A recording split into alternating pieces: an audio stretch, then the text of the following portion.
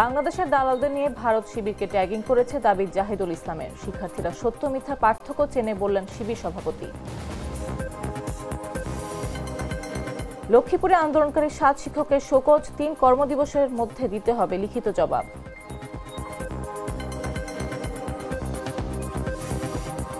প্রাথমিক বিদ্যালয়ে শাটডাউনের শিক্ষকরা প্রশাসনের লোকের কাছে সন্তানের পরীক্ষায় রাজি না অভিভাবকরা।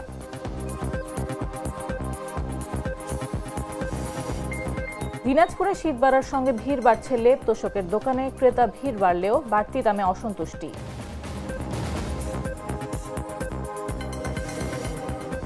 এবং লালমনিরহাট সীমান্তে ভারতীয় সীমান্তরক্ষী বাহিনী বিএসএফ এর গুলিতে বাংলাদেশি যুবক নিহত।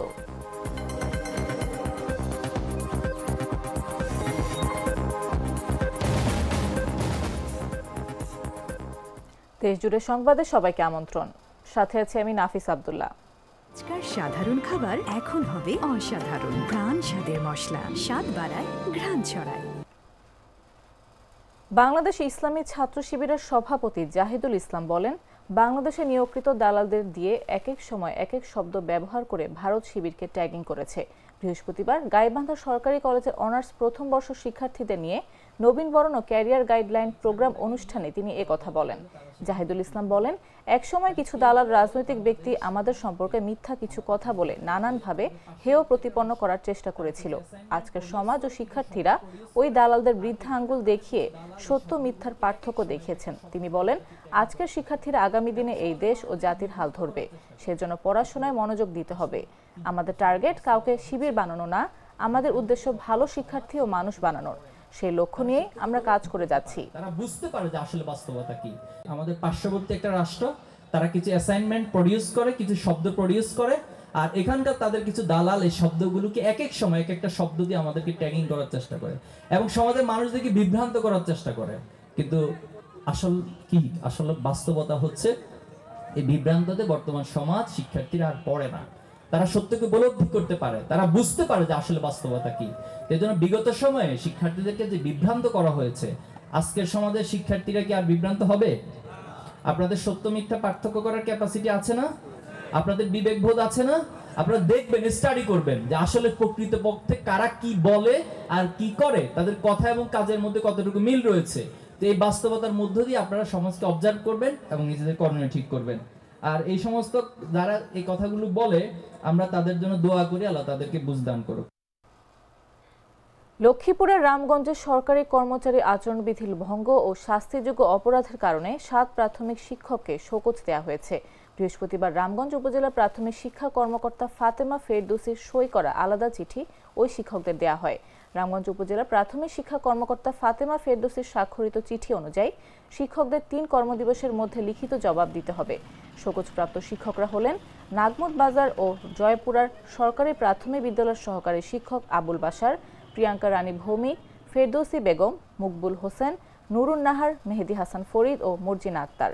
শিক্ষক আবুল বাশার তার ব্যক্তিগত ফেসবুকে পরীক্ষা বর্জনের ঘোষণা দেন এবং অনুমতি ব্যতীত প্রেস ব্রিফিং করেন।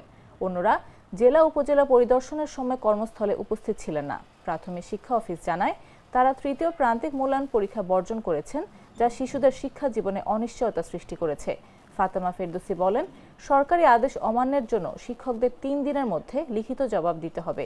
এই সময় দেশের সরকারি প্রাথমিক বিদ্যালয়ে প্রায় 3.5 লাখ সহকারী শিক্ষক 11তম গ্রেড বেতন সহ 3 দফা দাবিতে কর্মবিরতি চালাচ্ছেন।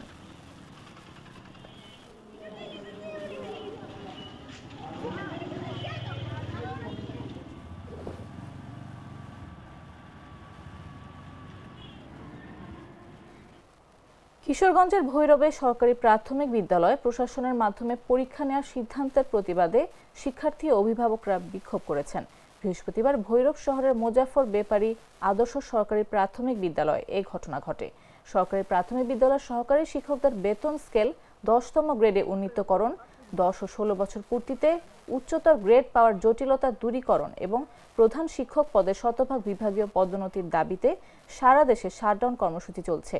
এ কারণে বিদ্যালয়ের উপজেলা নির্বাহী কর্মকর্তার নির্দেশে প্রধান শিক্ষক ও উপজেলা কৃষি অফিসার কর্মকর্তারা পরীক্ষা নেওয়ার প্রস্তুতি নিচ্ছিলেন, কিন্তু শিক্ষার্থী ও অভিভাবকরা তাদের শ্রেণী শিক্ষক ছাড়া অন্য কারো কাছে পরীক্ষা দিতে অস্বীকার করেছেন। অভিভাবকরা বলেন, হঠাৎ করে অন্য কারো কাছে পরীক্ষা নেওয়া ঠিক নয়। এ বিষয়ে বিদ্যালয়ের প্রধান শিক্ষক এবং উপজেলা প্রাথমিক শিক্ষা কর্মকর্তা বিষয়টি ঊর্ধ্বতন কর্মকর্তাদের কাছে জানিয়ে প্রয়োজনীয় ব্যবস্থা নেওয়ার কথা জানিয়েছেন। আমাদের মেয়েরা স্টুডেন্টরা জানেই না যে আজকে কি সাবজেক্ট পরীক্ষা। এরা হঠাৎ করে বলতেছে যে পরীক্ষা নেওয়ার জন্য, না আমরা পরীক্ষা দেব না, ম্যাডামের দাবি মানতে হতো। এরা ছোট থেকে বড় করে ম্যাডামরা শিক্ষকরা বাচ্চারাকে পরীক্ষা দিয়ে এদেরকে নিয়ে বড় করছে। এখন আয়সা ইউনিরা বলতেছে পরীক্ষা দেওয়ার জন্য। এরা তো জানতেই পারে না আজকে কি সাবজেক্ট পরীক্ষা। আমার বাচ্চারা পরীক্ষা দিতে পারছে না, হঠাৎ করে আসছে। ও তো জানেই না আজকে সমাজ পরীক্ষা। রুটিন অনুযায়ী বাংলা সমাজ পরীক্ষা আজকে হওয়ার কথাই না, কিন্তু রুটিন হঠাৎ করে দিচ্ছে যে সমাজ পরীক্ষা হবে। বাচ্চার একটা প্রিপারেশন দরকার। অভিভাবকগণ এবং শিক্ষার্থীরা এরা গত 2-3 দিন যাবত আসতেছে এবং ওদের ক্লাস টিচারকে তো আমার থেকে বেশি আপন ভাবে এরা। হ্যাঁ, এখন আমি যতই বলতেছি এরা এদের সহকারী শিক্ষক অর্থাৎ ওদের ক্লাস টিচার না বলা পর্যন্ত এরা পরীক্ষা অংশগ্রহণ করতে চাচ্ছে না। সেজন্য আমি পরে নির্দেশনা দিয়েছি শিক্ষার্থীরা আগের রুটিন অনুযায়ী যে সকল বিষয়ে তারা পড়ে আসছে সেই সকল বিষয়ে যাতে পরীক্ষা নেওয়া হয়, যাতে শিক্ষার্থীর যারা স্বাচ্ছন্দ্যে পরীক্ষা দিতে পারে, সেই জন্য আমি তাদেরকে নির্দেশনা দিয়েছি। এবং আগামীকাল থেকে যাতে আমাদের রুটিন অনুযায়ী পরীক্ষা হয় সেটাও আমরা যাতে আমাদের প্রধান শিক্ষক সহ অন্যান্য শিক্ষকগণ শিক্ষার্থীদেরকে পূর্বে অবহিত। লালমনিরহাটের পাটগ্রাম সীমান্তে ভারতীয় সীমান্তরক্ষী বাহিনী বিএসএফ এর গুলিতে সবুজ মিয়া নামে এক বাংলাদেশি যুবক নিহত হয়েছেন। বৃহস্পতিবার ভোরে উপজেলার জগৎবের ইউনিয়নের শমশেরনগর সীমান্তে এই ঘটনা ঘটে। স্থানীয় বাসিন্দারা জানান, বৃহস্পতিবার ভোরে তিস্তা ব্যাটালিয়ন 61 বিজিবির অধীনস্থ শমশেরনগর সীমান্তের মেইন পিলারের বিপরীতে ভারতের অভ্যন্তরে কেনাকাটা নামক স্থানে এই ঘটনা ঘটে। অভিযোগ রয়েছে, গরু পারাপারের উদ্দেশ্যে কয়েকজন বাংলাদেশি ওই সীমান্তে গেলে বিএসএফ এর সদস্যরা তাদের লক্ষ্য করে গুলি ছোড়ে। এতে ঘটনাস্থলে সবুজ মিয়ার মৃত্যু হয়। ঘটনাস্থলটি সীমান্তের অন্তত 30 গজ ভেতরে বলে জানা গেছে। নিহত ব্যক্তির মরদেহ ভারতের অভ্যন্তরে আছে। অন্যরা পালিয়ে গেলেও তাদের হতাহতের বিষয়ে কোনো কিছু জানা যায়নি।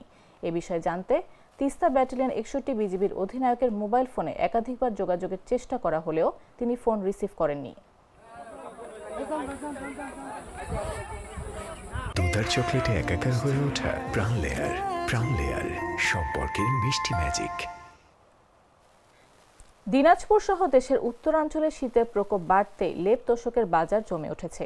শহর থেকে গ্রাম সবখানে দেখা যাচ্ছে ভ্রাম্যমাণ বিক্রেতার আনাগোনা ও দোকানে ক্রেতাদের ভিড়। লেপ তোশক বানাতে কারিগরদেরও বাড়ছে ব্যস্ততা। শীতের শুরুতে দিনাজপুরের লেপ তোশকের বাজার তাই জমজমাট, তবে বাড়তি দামেরও রয়েছে অসন্তুষ্টি। বিস্তারিত জাগো ডেস্ক রিপোর্টে। দিনাজপুর সহ দেশের উত্তরের জেলাগুলোতে শীত বাড়তে শুরু করেছে। সেই সঙ্গে শীত নিবারণে লেপতোষকের দোকানে ভিড় করছেন ক্রেতারা। উপজেলার হাটবাজার ও রাস্তাঘাটে ভ্রাম্যমাণ লেপতোষক ব্যবসায়ীদের আনাগোনাও বেড়েছে। সকাল থেকে সন্ধ্যা পর্যন্ত পাড়া মহল্লা ও শহরের অলিতে গলিতে শোনা যাচ্ছে লেপতোষক ও জাজিম বিক্রেতাদের হাকডাক। কারিগররা জানান, দিনাজপুর শহরের বিভিন্ন এলাকায় অনেকে পুরনো লেপ এনে নতুনভাবে তৈরি করে নিচ্ছেন, আবার অনেকে নতুন লেপ তোষক বানানোর অর্ডার দিচ্ছেন। ফলে গভীর রাত পর্যন্ত ব্যস্ত সময় পার করতে হচ্ছে তাদের। ক্রেতা ও দোকান মালিকরা জানায়, এবার খরচ বেড়েছে। লেপ তোষক ও জাজিমে প্রকার ভেদে 300 থেকে 500 টাকা নেওয়া হচ্ছে। সবকিছুর দাম বাড়তি।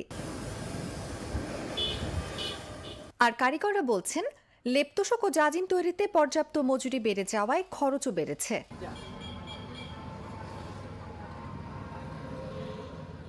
শীত যতই বাড়ছে ততই জমে উঠেছে লেপতোষক ও জাজিমের বাজার। ক্রেতা বিক্রেতা ও কারিগরদের এই ব্যস্ততা আপাতত কমার কোনো লক্ষণ নেই।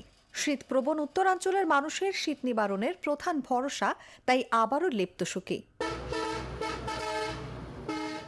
নিউজ ডেস্ক, জাগো নিউজ।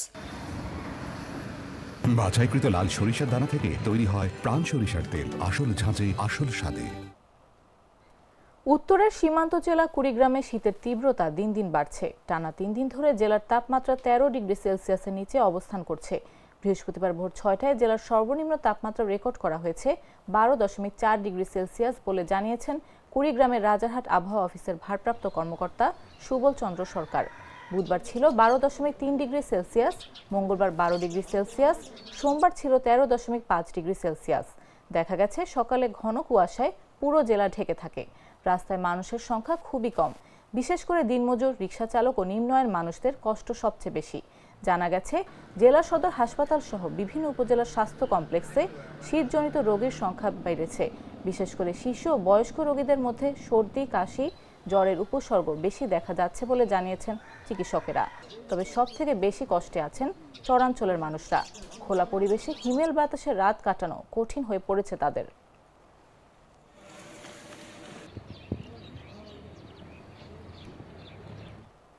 সংবাদ শেষ করার আগে শিরোনামগুলো জানিয়ে দিচ্ছি আরো একবার।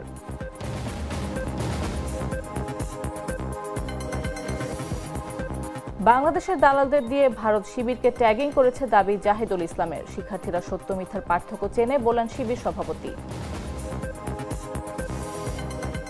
লক্ষ্মীপুরে আন্দোলনকারী 7 শিক্ষকের শোকজ, 3 কর্মদিবসের মধ্যে দিতে হবে লিখিত জবাব।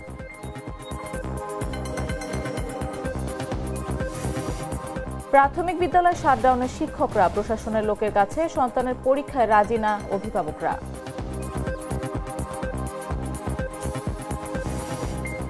দিনাজপুরে শীত বাড়ার সঙ্গে ভিড় বাড়ছে লেপ তোশকের দোকানে। ক্রেতা ভিড় বাড়লেও বাড়তি দামে অসন্তুষ্টি। এবং লালমনিরহাট সীমান্তে ভারতীয় সীমান্তরক্ষী বাহিনী বিএসএফ এর গুলিতে বাংলাদেশি যুবক নিহত।